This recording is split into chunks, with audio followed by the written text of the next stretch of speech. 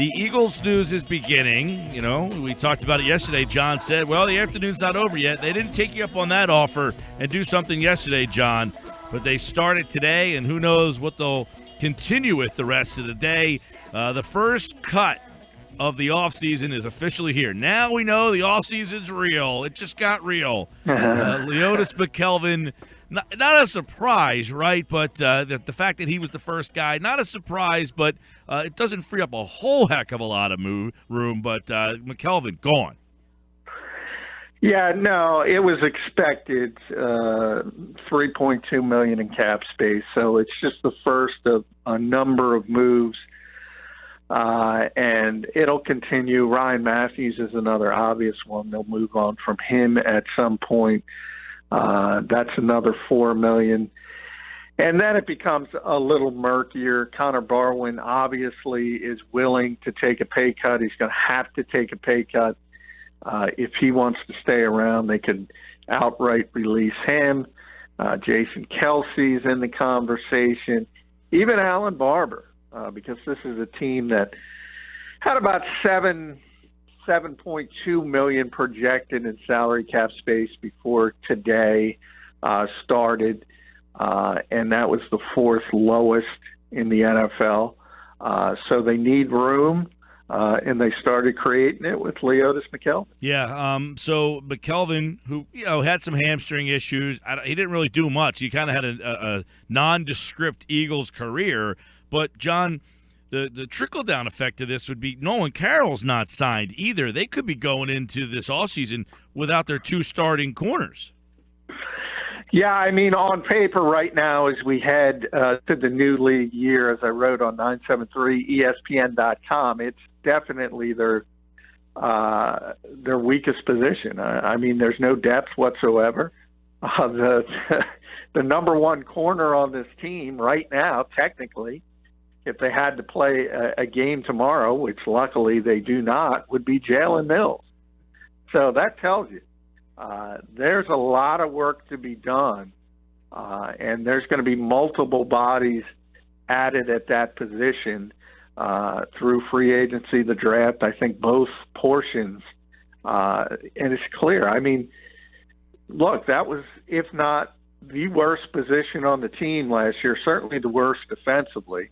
You could argue wide receiver, but they need significant pieces added to the cornerback position to get a lot better on defense, and they realize that. This is a clear indication, because you mentioned it was a pedestrian year for Leodis McKelvin. It certainly was, but he was the best corner they had. So the best of a bad lot, but still. So they kind of understand that's not good enough. We have to improve. Yeah, no, and I remember back in training camp, you said it was clear that McKelvin was the guy, like the best guy they had. He had that hamstring issue. By the fact that they cut McKelvin first, is that an indication that they felt that this was their biggest need? And in terms of looking at the draft, saying, look, we're striking fast. We got to get new corners. This is and we're tipping our hand. Corner is where we need to fix. Well, they didn't have to tip their hands. Everyone knew it. Whether it happens, talking to Josh before I came on, as far as that first-round pick goes, it probably comes down to what they're able to add in free agency. If they're able to get a starting-level cornerback, they're probably going to look at a playmaker on the offensive side. If they're able to add a receiver, they might look at cornerback. And that's just going to be the nature of it is. And however it shakes out, you can bet they'll be on the podium saying it was the best player available. But you have to be realistic. And there's two significant needs on this team, and cornerback is one of them. No doubt about it. Leodis McKelvin, the first cut, as John mentioned, more to come. According to reports, you wrote about this at 973ESPN.com this morning. The Eagles have approached Jason Peters about taking a pay cut, or as you wrote, a haircut. I might be a little young for that. I might be a little young for that reference, but it has created good action on Twitter today. What do you need? He needs a haircut. No, so they go to Peters and they say, we want you to take a pay cut. How do you envision that conversation going and his reaction to it? Yeah, real quick though, millennials, read a book. Come on, start reading something. But it's funny though because well, then real quick. So I see it this morning, and I understand. Like it came out, and I saw that you tweeted it, and I'm like, okay, the story's up on now. Of course, I oversee the website, so I'm reading the website, and I say, Peters needs a haircut, and I'm like, haircut. So I text John. You wrote haircut. Did you mean pay cut? So he texts me back, and he's like, that's a sports reference, So I looked it up, and I saw that, yes, in fact, it was. The funny part is, soon as I tweeted that out, someone said, what's wrong with his hair? Oh, God. I just, come on. This is really a dark mark on our education. But I've been defending you. I've been defending you all day. Somebody posted on our Facebook page about it, and I said it is a term of wanting you to take less than you're worth. I can't believe people don't know that. It never even crossed my mind that nobody would not understand that. And so many. All right, so give us the Peters lowdown here. Do you think he looks at them and says, "Get the heck out of my face," or does he want to be here and understand that he's getting older? How do you read this? Because I think this could be an itchy one. You going to your pretty much best player and saying, "Hey, buddy, we need you to take less money." No, I think it's really difficult from the Eagles' perspective, and I don't think that's necessarily what they want him to do. They just want him to restructure his deal. I don't think at the end of the day Jason Peters is going to lose any money. They're just going to do the shell game and shuffle it around. He'll probably, in fact, if he agrees to redo his deal, he'll probably get more guaranteed money, just putting it off a little bit and playing those salary cap tricks. Because if you look at it, the Eagles, he's the 11th best paid left tackle in football. So he's not overpaid. People have to understand that's the cost of doing business at that particular position. On the other hand, Pro Football Focus rated him the sixth best left tackle. So he's still playing at a high level. Both Doug Peterson and Howie Roseman are on record saying they want him back. I think he wants to be back. The only thing in the Eagles category sort of for getting him to take less money would be his age, because it is significant, and he's 35. But he's coming off a really good year. And you take out the false starts, which you can't do, and that's a problem. It would have been a great year for him. So it's really a sticky situation.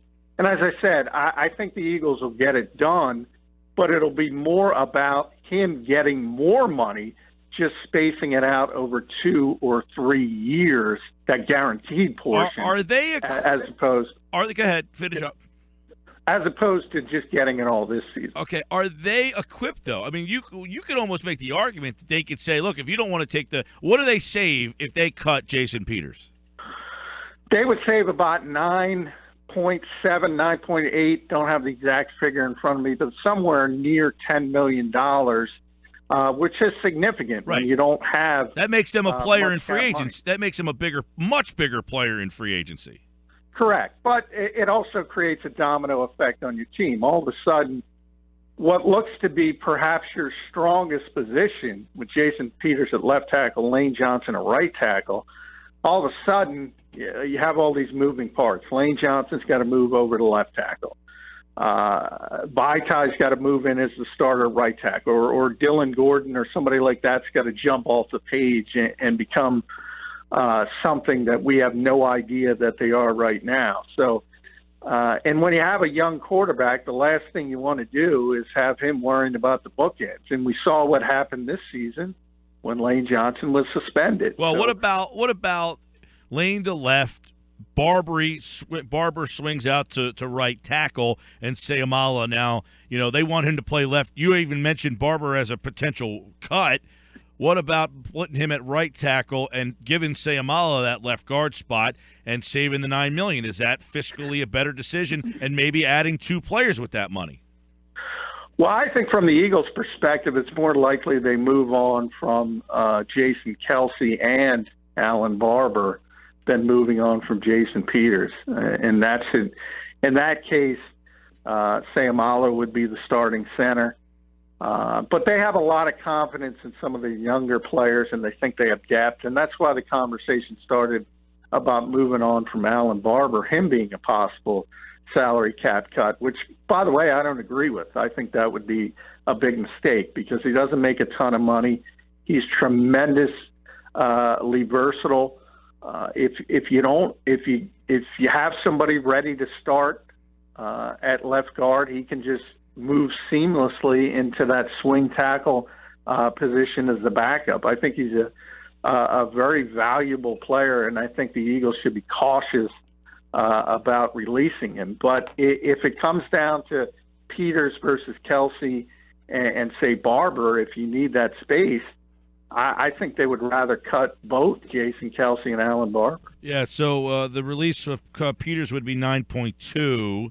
If they cut him next offseason, it would be 10.2. Cutting Kelsey is 3.8. So not a lot, not nearly as much on the Kelsey side of things. But no, but then you get another 2 or so. So it's not as much, clearly. But what you have to do is understand the Eagles like Jason Peters. They don't want to move on from him. They understand he still played at a really, really high level, and he's very, very important to this team. What they want to do is they understand his contract is a bit untenable at this stage.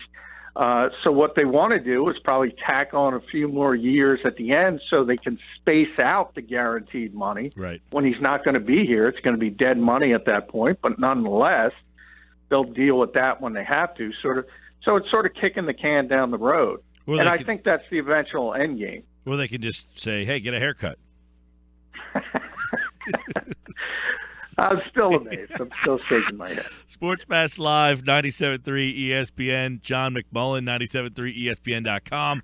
He's got a story about both Jason Peters and Leodis McKelvin up currently at our website, and you can read all about the Eagles offseason. Go to the must-read section at the top of our page and click on McMullen's Eagles coverage to get all of the offseason Eagle stuff, because it's going to start coming fast and furious now. And as you mentioned yesterday, you wouldn't have been surprised if they started stuff yesterday. They might do more today. You mentioned a couple of names, but let me ask you this. I don't know how well you know the free agent list off the top of your head or if you've looked into it at all, but is corner an area in free agency you think they could be active in? Yeah, I mean, I think as I said, I think they're going to have to bring in multiple bodies at that position. I only asked it because Roseman has kind of admitted that they've gone a Band-Aid route on corner the last, I don't know, my whole life. They've basically just gone out and got the Kerry Williams and the Bradley Fletchers and the Leodis McKelvins of the world. He kind of admitted that we keep doing that. We've got to do something different. So it almost kind of said to me, maybe we don't go down that road this year. Maybe we just go with a couple of young guys, draft them high like we did with Shepard and Lee. Now, the problem was then they had 2 guys in front of them. They let those guys play for 1 year. They don't have 2 guys right now. Well, yeah, I mean, I get it with the Band-Aid route. Sometimes you have to go Band-Aid. But remember, they also tried to make splashes, and it didn't work out either with Nnamdi Asomugha and Byron Maxwell. So it's really more of not getting the right players and making mistakes as far as judging talent. So, everyone's looking at A.J. Bouye, who made a ton of money with his season in Houston, and he was spectacular in the playoffs. But the problem is teams in this league are getting smarter. And by the time March 9th rolls around, if the Texans don't have a deal worked out with him, he's going to be at minimum transition tag on him, maybe the franchise tag. So it's really difficult to be in that kind of realm any longer with somebody who's that well regarded. So, it is going to have to be Joe Douglas making better decisions, hopefully as far as the personnel that's available, and the Band-Aids are better. And then, you're going to have to draft cornerbacks. It doesn't have to be in the first round. It could be later in the draft, but they're going to have to get contributors. And they got one last year in the 7th round. So it's possible to do that. But as I said, it's going to be multiple bodies, and it's probably going to be in both phases, both free agency and the draft. Yeah, you go back, they've had Jimmy Kempski just tweeted this out. They'll have their 9th different starting combination in 11 seasons. These are some of the names that we've been graced with. McKelvin, Carroll, Maxwell, Williams, Fletcher, Asamoah Cromartie, Samuel, Ellis Hobbs. That was a good one, Ellis Hobbs. I remember him. So that's what you're looking at corner. So this is a big offseason for that position. I mean, this is really refocusing on fixing that spot that has been an albatross for 10 years. Yeah, and part of it comes from, Jalen Mills got a lot of experience, and he took a lot of hits. Sort of like the school of hard knocks. He got beat up a lot. But if you talk to coaches in this league, they'll say the biggest improvement generally you see with players is from their rookie year to their second season. And the hope is there's some improvement there. And if he can develop into a competent starter, all of a sudden you only need one starter and a nickel. So it's going to have to come from both, and hopefully, as I said, they get improvement from Jalen Mills, but they're going to have to add significant talent. It's really a poor position for the team right now. It's been a poor position for a long time here. I did see, I know the mock draft stuff just starting, but you go to our website, you see the corner seems to be the spot. When you're looking at the Eagles, corner, study up on corners and see what happens there. We got other NFL news, John, which, it's coming down hot and heavy. We talk about guys getting cut. We're seeing some names being released already. But some of the other things, McKelvin's cut today. But here's an interesting one. How about the possibility of Jay Cutler ending up with the Jets? The quarterback coach ends up going from Chicago. Jeremy Bates, he goes. It's funny how you connect all these dots, but could Jay Cutler, end up in New York now? Do you see that as a possibility? Yeah, I mean, I said I think we talked a little about Jay last week. He's going to be a starter in this league somewhere, and he's probably not going to be the first choice of any organization. But he's got enough talent to where if you can't trade for Jimmy Garoppolo or you can't trade for A.J. McCarron and maybe the draft, you don't have a name that you like, somebody's going to settle for Jay Cutler. He's going to be a starter in this league. And a lot of people are putting 2 and 2 together because Jeremy Bates coached him in Chicago, and now he's going to be the quarterback's coach in the Jets. So, yeah, I could see them. And as I said, San Francisco would be the other option for me as a logical landing spot for Jay Cutler. But I guarantee he's got too much talent. And coaches in this league prove it every year. They got big egos, and they think they can do something with a player with that kind of skill set that others haven't been able to.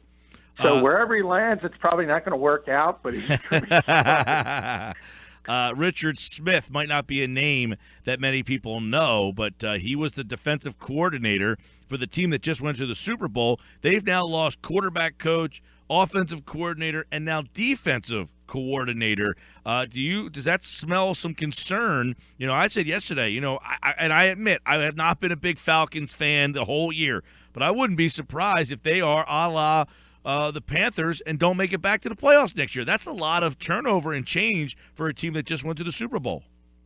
Yeah, it is. And you mentioned, obviously you can't help offensive coordinator because Kyle got a head coaching job, but bringing in Steve Sarkisian, that was a bold move to say the least with his personal history. And obviously Dan Quinn runs the defense, so it's not as big as maybe a team with an offensive-minded head coach. But it is strange that you go that far and really you play that well in the Super Bowl for essentially 40 minutes and you're moving on from coaches. So it could be. I talked about it. That was such a devastating loss. It's going to be tough to recover from. And who knows? I agree with you. I kind of look at that team as ripe for a letdown next season. Yeah, they have that feel. We also see, Josh McCown, the quarterback in Cleveland, getting released. Now, they have Robert Griffin III there, but you wonder if that kind of screams that they are thinking about drafting a guy in that first round. They have 2 picks. Well, they better. I mean, they better. There's no. I guess they can trade for Garoppolo, or as I said, A.J. McCarron. I certainly think Jimmy Garoppolo is going to be traded. Is Jimmy Garoppolo better than any of the prospects you could draft in this first round? You would probably say yes, right? I mean, it depends who. I certainly would think long term. I'd rather have Watson or Kaiser. If you want to argue Trubisky, that's fine. Half dozen, Jimmy Garoppolo. I'm not as sold on, and I don't know why people are sold on Jimmy Garoppolo like he's this answer. I mean, he played well in very limited time when Tom was suspended, and then he got hurt. So, I mean, being on the field is really, really important when you play quarterback in this league. And the fact that he couldn't get through 4 games, that's a red flag for me. B, there is no real history. C, the Patriots think Brissett's better anyway. So I would rather take the rookie, especially if it's Watson or Kaiser. Steve Spagnuolo is back in New York to run the defense. Is that good for Giant fans? Yeah, last year I would have said no, but you got to give Steve a ton of credit because he did a tremendous job really implementing a defense with a lot of new parts. And they spent a lot of money in free agency. It's talented guys. Mm-hmm. But we've all seen that in the past. It generally doesn't work. And he made it work because they were historically bad on defense in 2015, and all of a sudden they're one of the best defenses in the NFL. So he deserves a lot of credit for turning that around. They were a rare breed that spent a lot of money, and the money worked out. I mean, you could spend a lot of money and like 2 of the 4 work out, or 1 of the 3, or 1 of the 4, or 2 of the 5. They hit on almost every single free agent signing on the defensive side of the ball. That's a rarity. And Landon Collins took a huge jump from a guy who was kind of targeted to he finished 3rd in the Defensive Player of the Year voting, and you can make an argument that he probably should have won the damn award. Yeah, he was the most improved player in football because he didn't look anything like a top-level safety as a rookie, and all of a sudden he looks like a world beater in year 2. And part of it is they made so much improvement up front with Snacks Harrison, Olivier Vernon, Jason Pierre-Paul was closer to full health. He's a free agent, so they'll have to deal with that. Janoris Jenkins obviously helped outside at corner. DRC had a good year. So all of it kind of fell into place, as you mentioned. But, yeah, number 1, the best player on that team was Landon Collins. And I don't know anybody who saw that coming. When we talk tomorrow, do you anticipate more cap casualties for the Eagles? Yeah, I mean, it's possible. I'm not going to say it's going to happen. But as I said, Ryan Matthews, for instance, is the question with him is not, is he going to be released? It's just a matter of when. And from him on a personal level, is he going to be able to play again? So that's one that's certainly coming. And the other ones they're probably having more discussions with as far as whether it's Connor Barwin or Jason Kelsey or Alan Barber. That's where sort of the negotiations do we want this guy back? Do we want this guy back at this particular number? So those are a little more complicated, but they'll be coming pretty quickly because March 9th is the start of free agency. And when they do, we'll be on it. Tomorrow, John's back with the latest NFL news and notes. Leodis McKelvin is the first cap casualty for the Eagles. He was released about an hour ago. John, we'll talk then. Go get your haircut, pal. Hey, thanks, Mike.